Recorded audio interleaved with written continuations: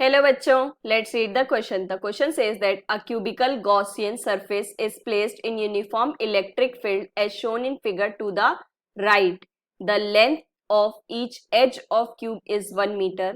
The uniform electric field has a magnitude of 5 into 10 raised to power 8 Newton Coulomb and passes through left and right side of cube perpendicular to surface.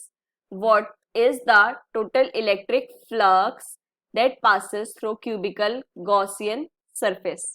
ठीक है बच्चों, तो देखो बच्चों, सबसे पहले की कंसेप्ट है हमारे पास, that is electric field area vector dot product and flux. ठीक है बच्चों, तो देखो बच्चों, अगर हम बात करें सबसे पहले इलेक्ट्रिक फ्लक्स की, सो ये क्या होता है, that is number of electric field lines passing through that area.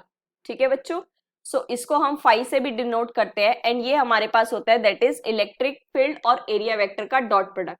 ठीक है बच्चों, अब देखो जो एरिया वेक्टर होता है इसकी डायरेक्शन जो होती है वो हमेशा कैसी होती है, that is direction of area vector is always perpendicular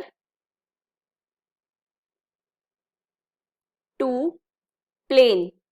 ठीक है बच्चों, जैसे कि अगर आपके पास जो भी प्लेन में आपके पास सरफेस है उसके परपेंडिकुलर। ठीक है बच्चों, सो अब देखो आपके पास ये क्यूब है कुछ इस तरीके से और साइड्स क्या है हमारे पास, दैट इज 1 मीटर। ठीक है बच्चों, सो इसका मतलब हम हर एक फेस को कैसे ट्रीट कर सकते हैं, स्क्वायर की तरह, राइट। सो अब देखो बच्चों, इलेक्ट्रिक फील्ड जो है वो हमारे पास ऐसे जा रही है, लेफ्ट टू राइट, राइट। और देखो डॉट प्रोडक्ट का क्या मतलब है, E dot A cos theta, है ना, ये मैग्नीट्यूड है हमारे पास। ठीक है बच्चों, अब देखो एरिया वेक्टर देखते हैं, हमारे पास यहां पर फेजेस क्या क्या होंगे, top, bottom, left, right, front end back, है ना बच्चों। अब इसमें से देखो जो ये वाला है हमारा, ये टॉप वाला, इसका एरिया वेक्टर अपसाइड, डाउन वाले का नीचे, है ना, और फ्रंट वाले का बाहर की तरफ, बैक वाले का अंदर की तरफ, राइट, और राइट वाले का राइट में ही आएगा और लेफ्ट वाले का लेफ्ट में आएगा। ठीक है बच्चों, सो अब देखो जो थीटा एंगल है कॉस थीटा। ठीक है, सो अब थीटा जो है हमारे पास लेफ्ट वाले के साथ कितना है, दैट इज 180 डिग्री, और राइट वाले के साथ कितना है, 0 डिग्री, और बाकी सबके साथ कैसा है, दैट इज 90 डिग्री, है ना बच्चों।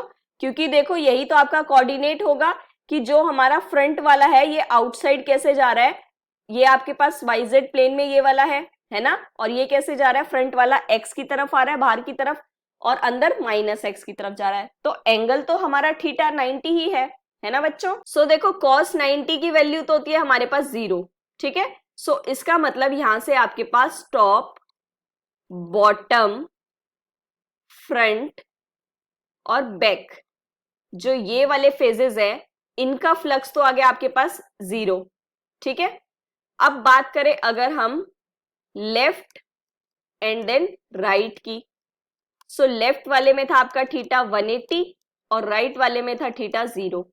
सो अब देखो फाई ई ए कॉस 180 और ये हो जाएगा that is E A cos 0 degree. अब कॉस 0 तो होता है हमारे पास दैट इज 1 और कॉस 180 होता है -1।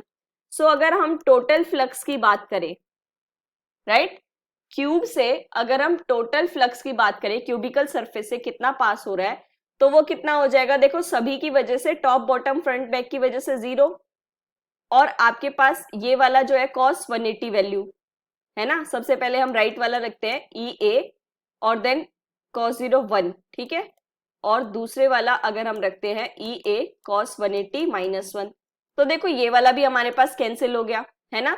सो टोटल हमारे पास कितना आएगा, दैट इज 0 एंड यूनिट्स क्या है इसकी, that is newton metre square पर coulomb. So that is the correct answer and that matches C option.